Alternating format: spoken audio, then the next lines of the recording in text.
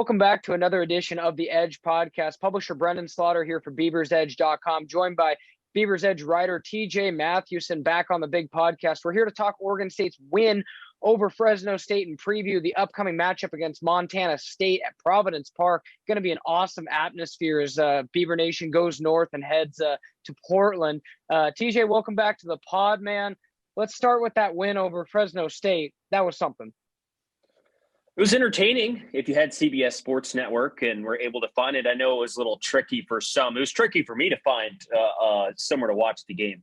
But overall, really, it was a good game for Oregon State and sort of it was good to see a win, week two still, but in a game where everything's not perfect like it seemed in week one. Or week one was not perfect, but it was pretty darn near perfect. When you ask, what your offense does and what your defense does, throughout the penalties. But besides that, they played about as well as they could against Boise State, against Fresno State. Right. All I need to say is Fresno State had like 500 yards of offense, and Jake Haener looked really, really good. Yeah. Did they sack him? I can't remember. I believe they got to him one time. Yeah, but regardless, that's not a perfect performance, far from it. And your receivers are dropping passes throughout the first half and right. Such, which, prevents you from putting together some scoring drives in the middle of the game. But at the end, when you needed it the most, Chance Nolan and company, Luke Musgrave made a couple of huge catches there in that fourth quarter with under 5 minutes to go. And the Beavs escaping, they really felt like they stole one down there in Fresno, but a good win nonetheless. Yeah, a lot to unpack from that matchup. Obviously, Jack Coletto, taking the 2-yard first and goal, obviously, with the game on the line. And, Oregon State first sending out the field goal unit. Jeff Tedford calls timeout. They change their mind, end up going out with the offensive unit. And I'm just kind of curious, TJ, we'll get into the impact of the win itself, but just curiosity's sake, I was watching the game with a handful of people over at my house, and out of the 6 or 7 we had here, I think it was me, maybe one other person was like, from the start, go for it. How did you feel when the moment came to be? Were you saying kick it, or were you saying go for it the whole time? Myself, I just felt like you had to go for it there on the road, hostile environment. Your defense, not to mention your whole team, is probably a little gassed. And then, on top of all that, you keep the ball out of Jake Haener's hands and have a chance to win the game. I think it was a no-brainer. Well, it probably depends at what point of the field you ask me. When the Beavers were sort of just inside midfield, I'd say, you're probably still playing for a field goal here. You're, going to get a nice chunky yardage. They'll give you 15 yards. You get a little bit closer, and that's, makeable for Everett Hayes, and you would trust your kicker with that. But as soon as Luke Musgrave reels in a ball within the where did he make that catch? It was inside the 10-yard line, right? Yeah. Regardless, they get pretty close. At that point, it's like, yeah, okay, well, you have 20-something seconds left. You absolutely need to go for the end zone. Don't do anything, dumb, but you can still responsibly take a shot at the end zone. They did. They got a pass interference right on the goal line. And once you're on the goal line, it's not even a question. You are absolutely going for that. How many? You don't kick field goals from the 2-yard line unless you're like Iowa or something. That just doesn't happen. So, you pride yourself on having a guy in Jack Coletto who you lean on every single time to get those short yardage situation. And much like, an NFL example, when Tom Brady was with the Patriots, every time they needed a yard, was there anything more efficient than a Brady sneak right up the middle? No, not really. So, Oregon State turns to their version of that and Jack Coletto, and they had it really well blocked. That right side of the offensive line did an awesome job blocking for Jack Coletto. He needed 2 yards, and he got it. Yeah, and, but not you hit on the blocking there, and I think that was tremendous. The Beavers loaded up, and, I think the right side was the best side to run that play to, and I think that was, ideal. And, Jonathan talked about the execution of that this week, but how about the fact that, Jack Coletto got hit, TJ, at the one, but just kind of was able just to kind of hit, it was, it was clear Jack Coletto was a much bigger body than the one that hit him. And, it wasn't really, like I said, from my perspective, there was never really a doubt. He takes the snap and you see Oregon State's first initial, half a second of blocking, see how quickly they got off their blocks. I had the feeling instantly, almost as, every, Beaver fan who was watching the CBS Sports feed or heard via Mike Parker knew, instantly, it looked good right away. Yeah, it did. And I think you can tell usually right away, right? Like you said, Yeah. how good is the initial blocking, right? Like Right. right off the bat. I think a couple times versus Boise State, they ran that play and Coletto gets met right away. Right as he's getting the ball, Yeah. someone comes right through the middle and he can't get any momentum forward. Well, in that situation, he gets the ball, right? And he plants one step, takes one step forward, then takes Right. another. By that point, his momentum is already enough where, you'd have to be a pretty big dude to knock Jack Coletto off his feet and knock him backwards, Right. which obviously the tackler could not do. And Jack Coletto managed to get that one into the end zone. And overall, just like a very well blocked play. The initial, the front of the middle of the offensive line stood Right. their ground and gave Jack Coletto that lane he needed to run right, and he did, and they scored. Right.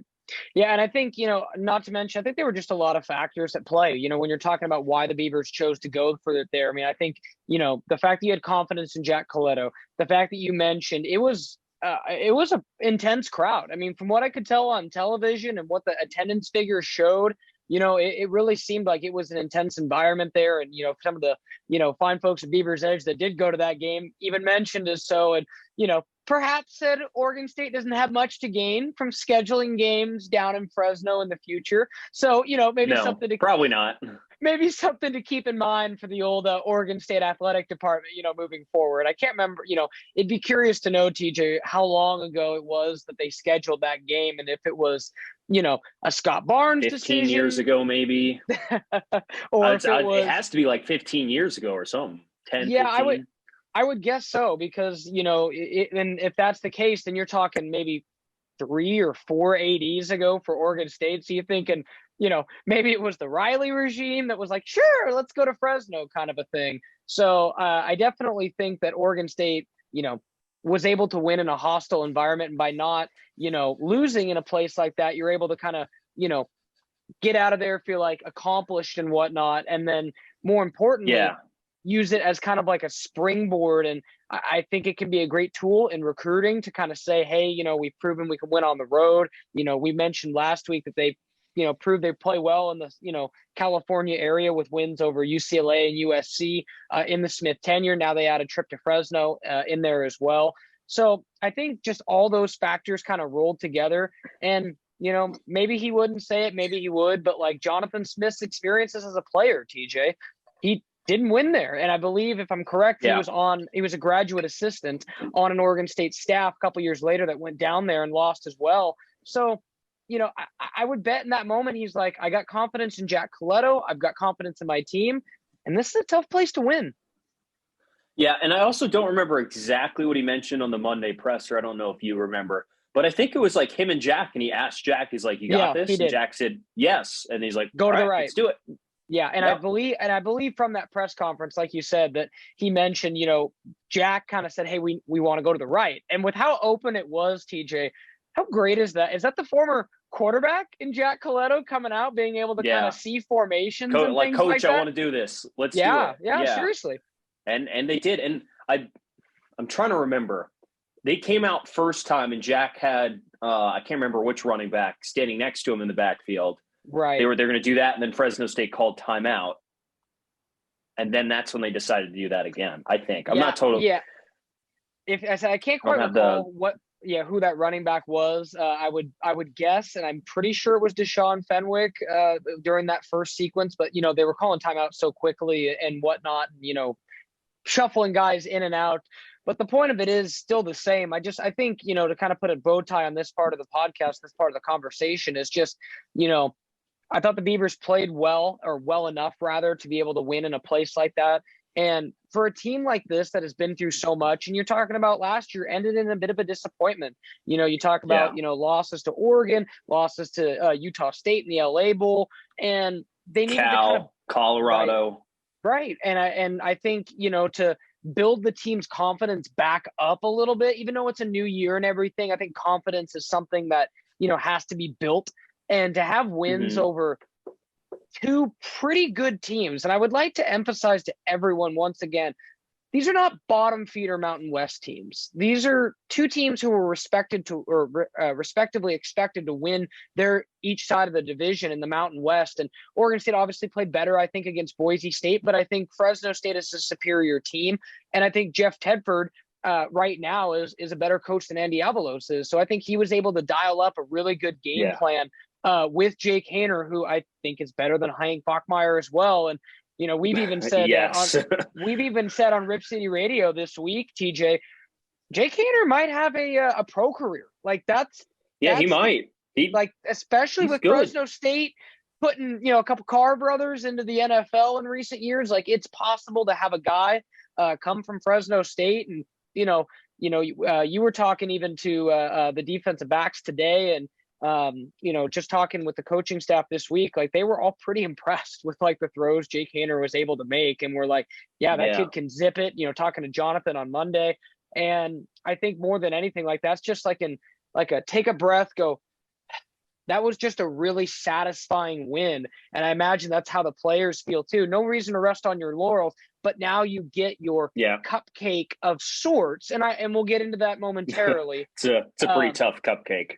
Of sorts compared to playing two teams who are not FCS. So I think for all those reasons, it was just a huge and a massive win. We'll talk about some standout stats here in a minute, but TJ, do you kind of agree with that? Yeah, and I was going to say, Jake Haener played really well. And I think the game plan that Fresno State had was pretty good. They really negated sort of the strength of the Oregon State defense last week, which was the pass rush. And they have Jake Haener going quick pass, quick pass, quick pass, quick pass. Right. And you could just hear it from the coaches this week that they were, they thought they were getting okay pressure on him, but he was just getting the ball out so quick that they didn't have a chance to disrupt him. And you saw that all accumulate.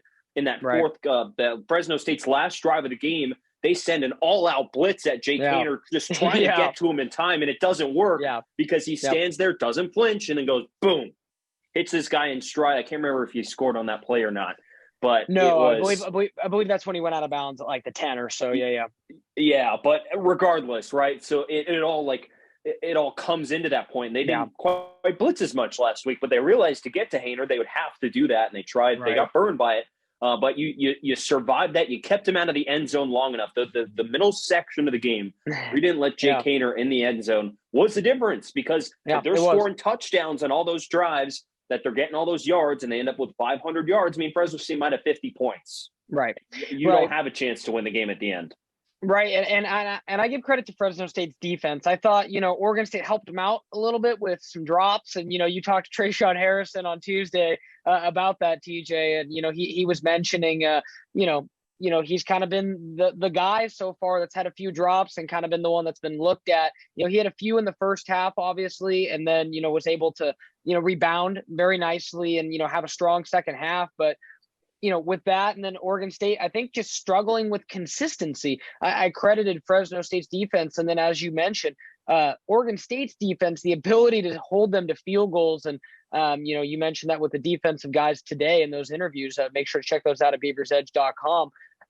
That holding them to field goals was absolutely 100% the difference in this game, because Oregon State was not as efficient on offense as Fresno State was in this game. They were able to find some spurts, and they were able to really, play their best football when it mattered most. But you talk about Jake Haener, no interceptions. He really didn't have a whole lot of like bad throws on the night as much as I can remember. Maybe one or two that he had to throw away, kind of quickly. But, after this game, I took away that I think other than maybe, Caleb Williams and maybe another guy maybe that could emerge, Jake Haener might be one of the best quarterbacks Oregon State plays all year. Yeah, it might be their toughest road task. I mean, you think of the Utah game, it probably just depends how you balance Cam Rising versus a Jake Haener. And there's a lot more people in Utah. Utah also runs a different style of offense, a little more run centric, and that would be a little more focused on the middle of Oregon State's defense, opposed to getting picked apart on the edge, which is not really something Utah does as much. But in terms of again road environment, that's probably up there with Utah when you compare when you have the quarterback and the coach on that side as well. It's pretty tough, and they come out with the victory. That's really all that matters. Yeah, no, it was huge. And, just to highlight some other moments, I thought Chance Nolan really, he rose up when it mattered most. I thought he showed go ahead. Yeah. I was going to say, I think that's what everyone wanted to see. Wanted to see Chance in a high pressure situation have to go win his team the game. And he did. Yeah. Yeah. And I thought, sure, was Chance great in the first half? No, not necessarily. But when the game was on the line, he took your team down the field and bred you into scoring position. I think it was 3 of the last 5 drives they had touchdowns. I'm misremembering from. It's been a while since Monday's takeaways, but and regardless, the ability for him to lead that team down, especially that final drive, and then connect up with Luke Musgrave, who, we also should mention, if you haven't heard, no Luke Musgrave against Montana State. And is it fair to say maybe not against USC? Are we fair I would say questionable against USC, I would guess. They made it the wording Jonathan used and the tone made it sound like more than 1 week, but I don't know. It did just look like a cramp when he was coming off the field, but I guess not. Yeah, I mean, I would imagine Luke Musgrave is a pretty tough dude. And, that part on TV, all of us could see on TV when he was kind of calling for the TO and, needed to kind of sub himself out.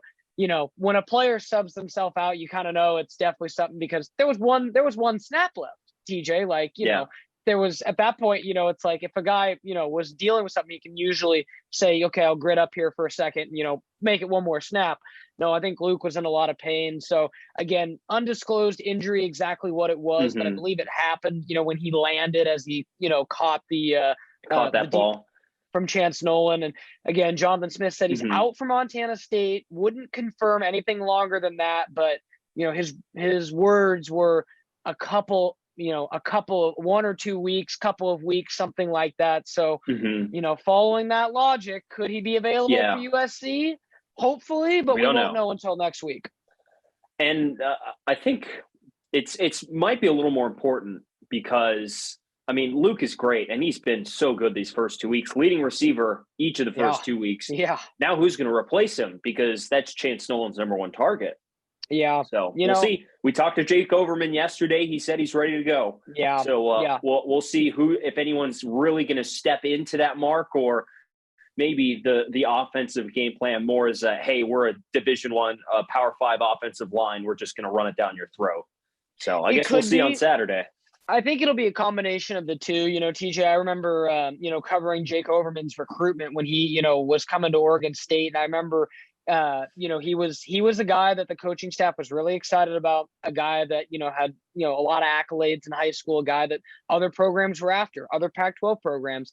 And I think he's definitely someone who is capable of stepping up. This isn't like it's his first year or, even, like his second year. Like, he's been in the program now for a minute. And I think, he's definitely capable of stepping up, making plays. Is he Luke Musgrave? No. I mean, I think Luke Musgrave is a very special talent, but I think he's more than capable of stepping up and making some plays. So very excited to see how Jake Overman does. And who do you think might be the next guy up? You think we'll see Jack Velling maybe next or Gabe Milgore? I don't know. Honestly, when we were watching fall camp, they just rotate through those guys. Right. It's clear Luke is one, but otherwise, pick your 80 something number and he'll be out there. Yeah, pick a bingo card for the tight end, right? But that'll be interesting for sure offensively. And then, real quick, just to kind of put a bow tie on that, Deshaun Fenwick goes over 100 yards. Has he kind of moved ahead of Damian Martinez, you think, and kind of seized that lead back role? Or do you think it's still up for grabs against the FCS team where both guys will get some good run? Well, I think a lot of this might determine health-wise. Fenwick is healthy. Trey Lowe's been out. Right. Which is big. Someone else didn't Isaiah Newell didn't make the trip either, right? Correct. So that it opens up. There's less people to give touches to, but Deshaun is the seasoned vet, and he was listed as the starter. Yeah. So this is what he should be doing, and you're going out there and you average 5 yards a carry. That's good, and that's exactly what he did. Gets over 100 yards. Hasn't quite replaced sort of the explosiveness that BJ Baylor had last year, but man, you hand the guy the rock, he's getting 7-8 yards, and that's what you want. And again, Damian's in his second career game. I wouldn't write. We're not going to write the guy off for his freshman year just yet. But we'll see. Again, if Martinez comes in, rips off a 70-yard run against Montana State, late in the game, I would imagine he's getting more carries, right? Yeah. Well, it's interesting because I go back to last week, TJ, when we had Mike Parker on our program on Rich City Mornings, and he brought up a great point that I myself have to remind myself of. it wasn't until the third, or really, I mean, the USC game was the fourth game of the season. So let's just go ahead and say it for then, when then Oregon State's star running back, Jacquizz Rodgers, broke out as a true freshman that year and kind of seized that running back spot. So, sometimes it takes a couple games to get going. And, that year, Quiz was not the starter. And now as you look at the Oregon State record books, you're like, how was Jacquizz Rodgers not the starter every moment he was on campus, right? So it's definitely one of those things where, I'm absolutely 100% agree with you. I think Damian Martinez is a very, very talented player, and I think the Beavers have a great 1-2 punch. And on that point as well, Jonathan Smith did also say that Trey Lowe will not play against Montana State either. He didn't update on Isaiah Newell, so we'll see what his status is heading into that game as well. But we can go ahead and transition over to that game now. Oregon State set to take on Montana State at Providence Park this weekend. Home of the Timbers. It's definitely going to be an interesting environment, and I'm definitely excited for it. How many times you been to Providence Park? So I have never been for a Timbers game since they've been an MLS team. So it was back when I was a kid. I went there once or twice, and I remember I went to a few Portland Beavers games when they were AAA as a kid. And then I remember going to an Eastern Washington Portland State game in 2016, but that's my only experience at Providence Park. How about yourself? Yeah, see, I've never been there. I don't think I'll be there on Saturday. It's a far drive. But I've heard parking will be a challenge. I think it's going to be, so it'll be fun. Parking's going to be a challenge. There's just not much convenience for me, so the TV will work fine. Yeah. The thing is, I'm thinking I think it'll be a really good environment, because it might not just be Beaver fans. It might just be football fans in Portland who, they get to go see Power 5 football. Yeah. Yeah, Power 5 football, at least conveniently. You can, of course, drive down here. Or you can drive an hour more down the road and go watch the Ducks. But, there's no like sort of convenience. There's no Seahawks feel. I mean, I grew up 4 miles from CenturyLink Field in Seattle. So there's none of like that convenience. So we'll get some football. There'll be some football fans out. The environment's going to be good. The players, the coaches, they're looking forward to it. It should be an exciting matchup. Oregon State, I believe, is a 2-touchdown favorite as of now, which I don't know if that speaks more to the difference just between FBS and FCS, or I don't know, because I don't know how sportsbook view FCS teams, especially one as good as Montana State. Right. Montana State's pretty good. They beat Morehead State by 50 points last week. They've blown out both their opponents so far, and they scored 63 overall. Yeah, I said I actually haven't seen a line, and sometimes they don't throw out lines for FCS teams. It just kind of depends on the matchup. And like you said, they've definitely ran out to a pretty good start this season, a hot start, but they've also played two subpar teams, I would say, in McNeese and Morehead State, as you mentioned. So, I really don't know if it's easy to kind of get a gauge on Montana State.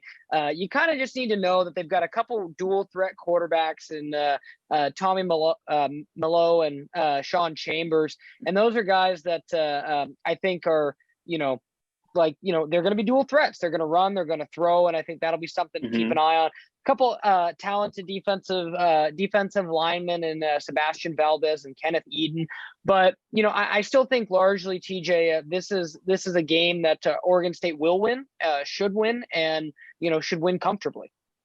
Yeah, and especially looking how they played again. You mentioned it, playing probably the two best teams in the Mountain West and winning both, right? Yeah. And Mountain West is obviously much better than the Big Sky, so. In consequence, you should probably win by 3 touchdowns ish. I would think you'd so. imagine they're not gonna overlook them. Montana State, of course, played for a national championship last year. Some of these FCF teams are really good. We could just look to last week. Weber State didn't just win; they blew out Utah State, who Oregon State lost to in the LA Bowl last year. So any given Saturday, you never know. But for Oregon State, right, you're going to have the advantage across both the offensive and defensive lines. You're going to have better skill position players. You have a more experienced quarterback who is a Power 5 starting quarterback and has played well this season. So there really shouldn't be a reason that the game should, be close. Right. And I agree fully. And, like you said, for many reasons, this is a game Oregon State should win comfortably. And, Montana State, it's a very good program. And that's why we saw Jonathan Smith say, a healthy respect for, and Oregon State's had their issues with, an FCS team or two in the past. And, no need to dive into, those old skeletons. But, it's definitely something that Oregon State fans are weary of. So I think, a healthy respect is a good thing. But even like in 2018, for example, TJ, like when I don't think Oregon State was, all there, it was a rough first year for Jonathan Smith. They still, beat Southern Utah really badly that year. I get it, right? Montana State's a much better FCS team than maybe Southern Utah was that year. But I think Jonathan Smith is, an adept coach at being like, hey, we have Power 5 bodies on the defensive line, offensive defensive line. We're going to be able to wear you out over the course of a game. Just kind of that whole process of being better. And that's why I think Oregon State will, comfortably win in this one. I think it's going to be an exciting atmosphere. And I think Providence Park is a very cool place to host a game. The Beavers, TJ, have a ton of history up there long before my time, long before your time. But back in the day, they used to play there quite a bit. And I believe I have the note in front of me here. The last time they played up there was 1986 when they played UCLA. Yeah, I think a little bit before us. Yeah, well, 10 years before me, so it's like it was a hot minute, right?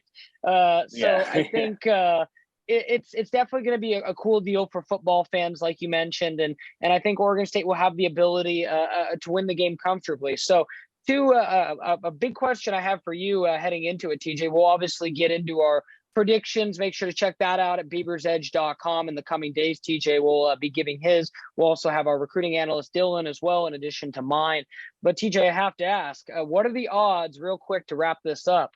We see a Tristan Gebbia appearance in this game, or a Ben Gulbranson appearance in this game. Yeah, I mean, I was about to ask you that. Who is coming off the bench to play a big role in this game? Because especially once you get up big, you want to get guys some playing time, and especially Gebbia with the has to be the first. With the 4-game rule, I would admit. You would think so. I really want to see Gulbranson though. I do I really too. want to see Gulbranson play some live snaps.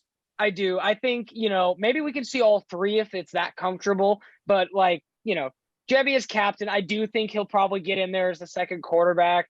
But honestly, in all honesty, like you said, Ben Gulbranson's someone I really want to see too. So it's going to be fun. It's going to be exciting. And real quick, TJ, we have non-football or non-Oregon State related fun way to end the podcast. You mentioned you grew up a few miles from CenturyLink. What'd you think of Monday night? What'd you think of Monday night? Oh, my goodness, that was fun. Yeah, so where did you land? My favorite part of the night. Where did you land in that whole thing? Like, was Russ? Was there a healthy respect for Russ, or was Russ dead to you? And mind you, we got a few minutes left to finish this up. Yeah, it's an interesting thing, right? I always appreciate everything Russ did for the franchise. Helps bring the first Super Bowl that the franchise has ever had, given some unforgettable moments. He's going to be in the Ring of Honor. Maybe he'll get a statue outside of the stadium too. That's all legacy stuff that he could want. But I would just say the way that the breakup ended, and the petty little articles that leaked out from his camp on Russell and CR would love to play in New York City. Things floated here, floated there. I think rubbed the fans the wrong way, especially as it became more and more and more public, and going on this public media tirade to try and let him cook more. And it worked sometimes, and then sometimes he struggles in a game, and it was a little frustrating. So I saw a lot of backlash for the booing. I didn't think the booing was unwarranted. I thought the way he conducted himself on his way out, and it wasn't just booing him, booing the whole situation, something that probably shouldn't have never come up. It was unfortunate, but it was good to watch the Seahawks get a win, because I was going to say that's the only game I even want them to win all year. So I mean, as someone who grew up in the Pacific Northwest and did not grow up a Seahawk fan at all, I just want to make that it was really fun to root for the Seahawks, because I've never been the biggest Russell Wilson fan, so that was great. And I have to say, the new defensive lineman Shelby Harris throwing out the "Let's Ride" to the sideline. That was funny. Yeah, it was awesome, and credit Pete Carroll and whatnot for all that. But that was just an awesome thing. So I had to ask you about that. I will just say it just think of this from the old players and the old teams, like thinking they didn't get enough credit for stuff, which can be just like, a little, it's hard to see between the lines there. But like, I thought it is pretty telling when ex-coach and a bunch of ex-teammates come and they are not rooting for the quarterback on the other side. Yeah. And Twitter was having some fun. Let's put it that way. Former teammates, players, and all that. Yes. But Richard Sherman's Twitter was great. Yeah. It was definitely, like I said, it was definitely. You mentioned growing up close, and I'm like, all right, let's finish the podcast. I got to ask him about this to close it up because, I have my brother's big time Seahawk fan, and he was loving it. So definitely good times in the Pacific Northwest, especially as you mentioned, the Mariners are making a charge for the playoffs as well. So. Again, thanks again to everyone for tuning in to this edition of the Edge podcast. The Beavers Edge will be live from Providence Park. Make sure to be tuned in. We'll have complete pre, during, and post-game coverage from Providence Park, 5 o'clock on Saturday. And also, again, make sure to check back in to BeaversEdge.com for our staff predictions, the injury report. I believe Oregon State's going to be hosting some official visitors up at Providence Park this weekend too. So check back. Dylan, our recruiting guy, will have and be on top of that. And obviously then gearing up for the game. Drop a note if you guys are going to be at Providence Park. I'm excited to go up there myself and see what the atmosphere and the hubbub's like from everyone saying, being a part of that Timbers experience is cool. And I hope we get a little taste of that for the Beaver game. I heard it's sold out, so it should be great. TJ, I really appreciate you stepping on the podcast with me this week. As always, looking forward to next week when we get to talk some USC. Yeah, that'll be a fun one. Yeah. All right. Well, thanks again to everyone for listening to this edition of the Edge podcast. We'll be back next week to recap the Montana State game and look ahead to the conference opener against the USC Trojans.